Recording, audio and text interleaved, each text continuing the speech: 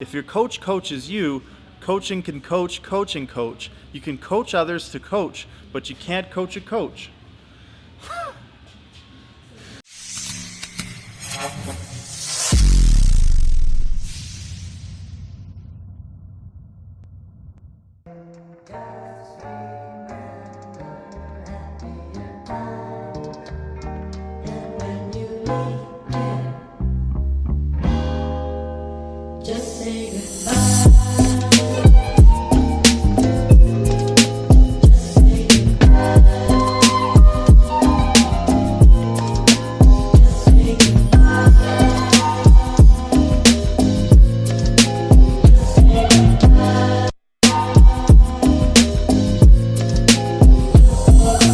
Hey guys, what's going on? Bryce back here at Calgary Barbell doing our midweek wrap-up.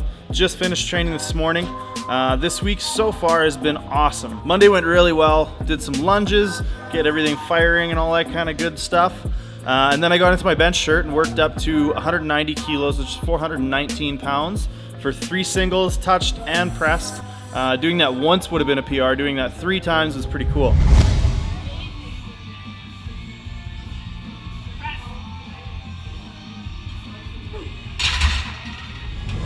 Then I came down to 165 kilos or 364 pounds for a set of 5. That was nice and smooth. Some of them were relatively close to touching, and that was exactly what I was looking for that day.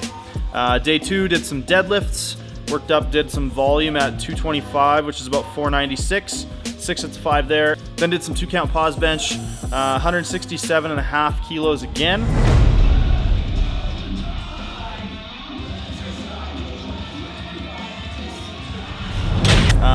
Which was really slow. I misgrooved it off the chest. My shoulder's been getting a little beat up lately. I got a little bit of an impingement, a little bit of bicep stuff going on there. So when I came off the chest, my shoulders popped out of position and it was slow and greasy.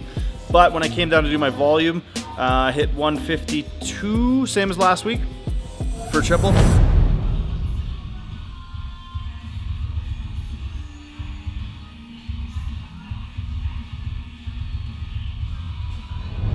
And it moved way better. My pauses were way stricter. So I'm gonna take that as a win. So this week's question of the day is on the YouTube.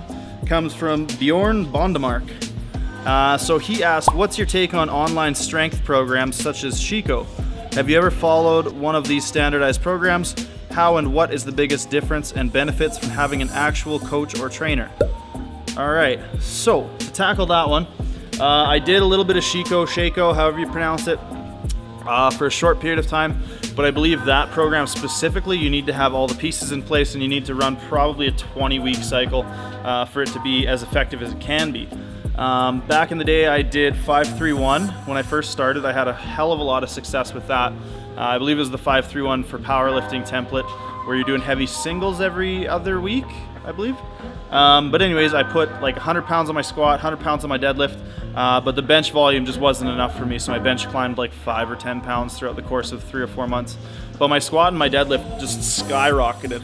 I think that's also my natural tendency to be better at those two. I was more technically proficient in those two movements. My take on those types of programs in general is that they're very good. If you can take one of those templates and make progress on it, why the heck not? The issue comes when you become more advanced or your needs become more specialized.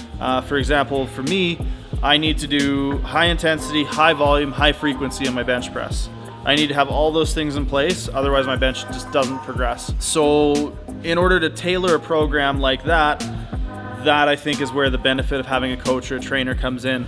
Your beginner, intermediate, advanced kind of thing.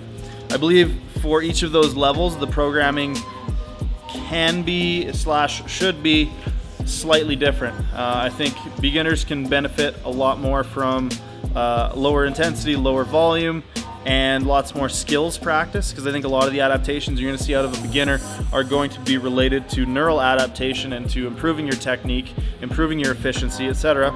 For an intermediate trainee, I believe you're going to need to step up the volume intensity. You can start to increase your frequency. And then for an advanced lifter, you're going to need more specificity, generally speaking anyways. You're going to need even higher intensity, higher volume, higher frequency, all those things. So a coach can help you learn how to scale those things, when to make those changes, and how to structure your training program so you're getting the most for your time. So the biggest benefit I think there is in having a coach is learning more about training and programming, learning how other people program, learning how other people create their training protocols and those sorts of things. A lot of what I've learned about coaching others has come from being coached. So that's definitely another benefit there. So if you like the video, hit that thumbs up. Don't forget to click subscribe to stay tuned, and comment below, ask us more questions. We will answer them. We'll see you guys later this week.